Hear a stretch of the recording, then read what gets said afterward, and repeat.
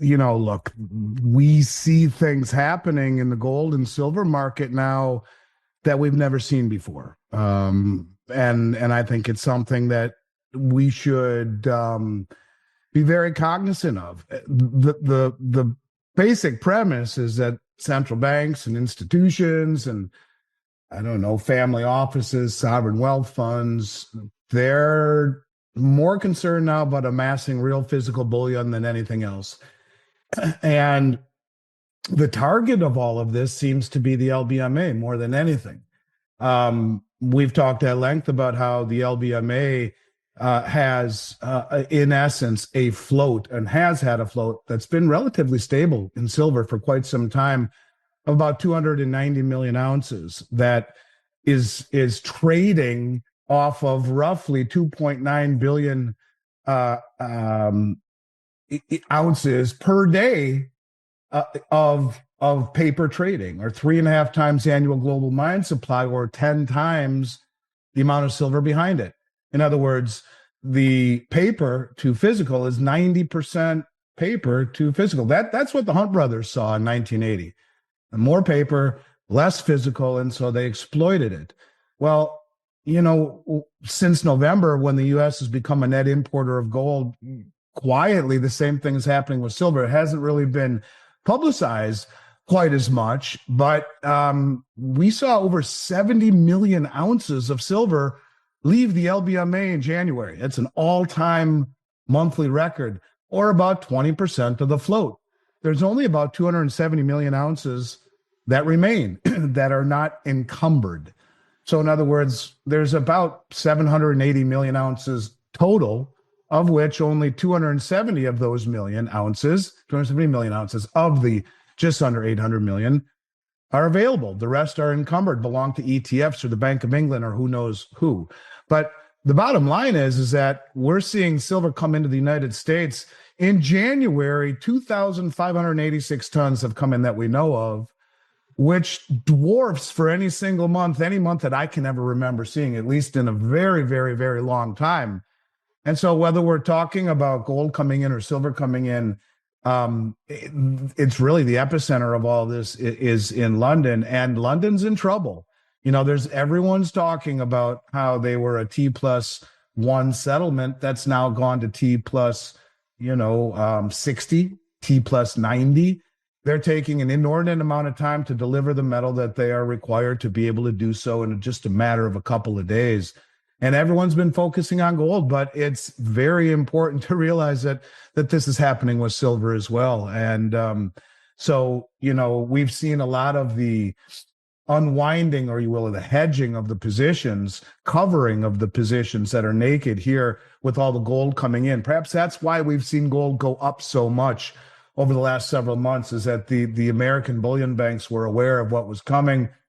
The European banks are still very much exposed. I don't think they've even begun to do this with silver yet. So all of those people waiting for that moonshot in silver, waiting for silver to catch up to gold's performance, maybe we're right there. Because with the Basel III implementation coming into effect, which really is about gold, I think they're kind of trying to shore up their books across the board, realizing that being naked short in an environment where the world is accumulating physical, where the world has lost trust, is really very dangerous as a mud wall.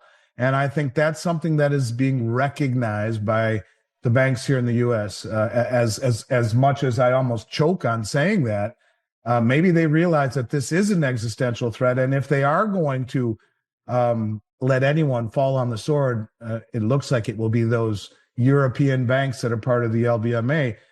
This is getting very serious very quickly. And, to see the largest withdrawal ever out of the LBMA is something that people should stand up and take notice of. There's a rumor, and I can't substantiate it, but since we're talking rumors, let's talk rumors. The rumor is that, yes, that is what he's trying to do. Started with Powell, and the rumor is even that they're in cahoots, Powell and Trump, even though they don't appear to be. And it started with Powell changing the interest rate structure from LIBOR to SOFR. And that was a shot across the bow. The rumor is that it's the aristocrats, from the old European aristocrats, that are responsible for like the color revolution that we're seeing here, or that we saw over the last 4 years. They call it a color revolution. You could argue it is. I mean, the stuff that we saw so far departed from, the American ideals that Trump is trying to restore, that they were actually behind any election loss of integrity. I don't want to say that the election was rigged in 2016, although it had certainly the hallmarks of it not being fair. The bottom line is he believes it was, and that they are behind it. And this is how he's getting back at them. And that the rumor is that the banks here in the U.S. have gone long and the banks over there are massively short. And it's a scramble. It's an existential threat. Will bring down, could very well bring down the Bank of England, could very well bring down some of those institutions. That is a rumor, and I've heard it. And I guess to a degree, if someone has to fall on the sword for all of this, I think he probably said, look, you're beginning to see this right now. The comment out of Deutsche Bank. Let me just read you this comment out of Deutsche Bank, global head of FX strategy, Forex strategy, in a note to his clients. He says the U.S. dollar may lose its traditional safe haven status as global markets adjust to a new geopolitical order, according to Deutsche Bank AG. We do not write this lightly, but the speed and scale of global shifts is so rapid, needs to be acknowledged. He goes down to say, and this is kind of what it's getting at, you notice that they say we don't need the American protection anymore, we'll do it ourselves. Well, two pillars of America's role in the world are being fundamentally challenged: the U.S. security backstop for Europe and the respect of rules-based free trade. It appears as though that actually could be a possibility.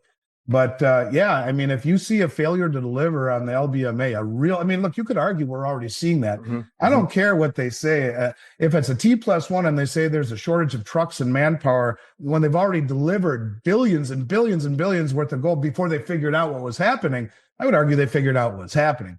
Originally, it was the Trump tariffs and the exchanging of exchange for physical, which is something that's happening all the time.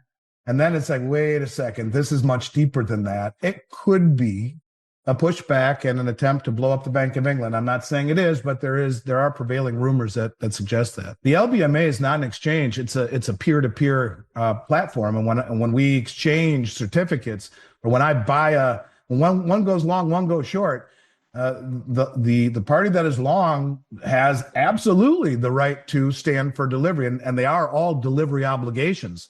It's that most of them never really, not all of them, many of them would be cash settled. But yeah, it's different than it is. It's an actual failure, and then the ramifications of that. It doesn't maybe not really blow up the exchange in and of itself, but the fear of that being systemic would blow up the exchange. So it would certainly blow up the reputation of one of the biggest commercial banks in the world, whichever one that is, Deutsche Bank or Standard Chartered or UBS or whatever it is. So yes, it's a problem. On COMEX, it's an exchange, and so there is force majeure cash settlements built into it. To my understanding, I believe I'm right on this, that's not part of the deal on the LBMA.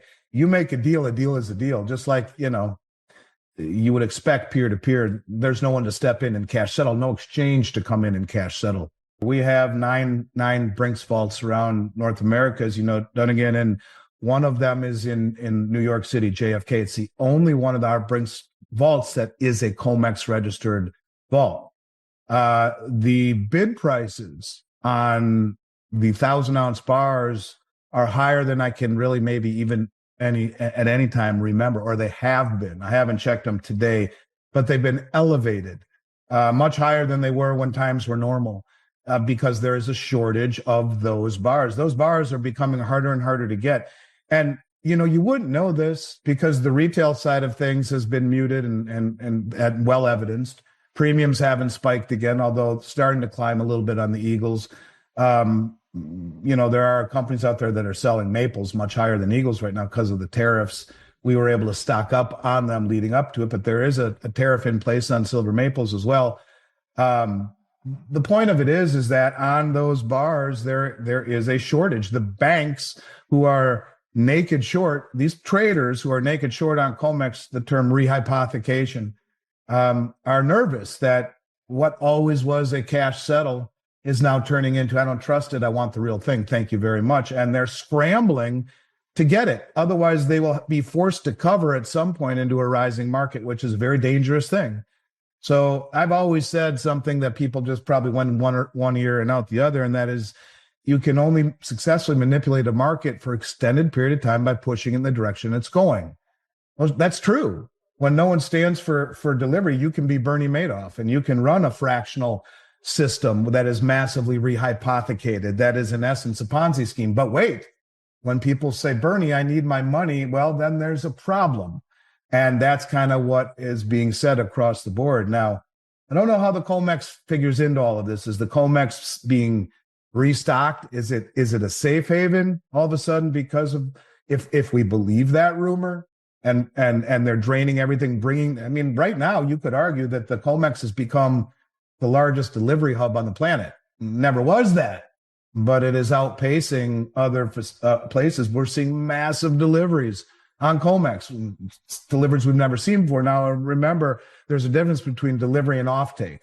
Delivery means it was delivered to my account and it is eligible, but it's not registered. Registered means it's for sale. Eligible means it's in my account. It is eligible to be placed into registered, but it's not.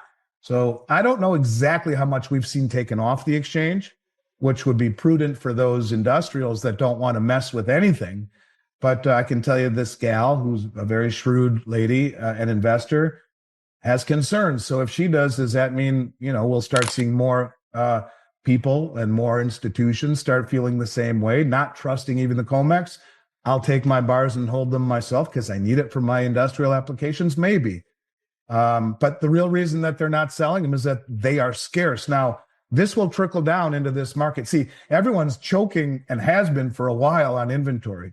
And all of a sudden that inventory will be gone just like that. And it happens every time. This is far more extreme than anything I've seen. And many of the dealers haven't reloaded. And if you can't buy maples because of the high tariffs, you've just cut off, 20% of the available sovereign product. And things can get real interesting real quick on the retail level. I'm not saying they're going to. I expect them to. They haven't yet. But if it's that hard to get and you're seeing that kind of stress on the COMEX and the LBMA, it has to, by extension, filter down into the retail market and the availability of product and the availability of the mints and the refineries to make product easily and inexpensively. So I guess only time will tell, but I would expect to see that slowly and then all at once transition to retail.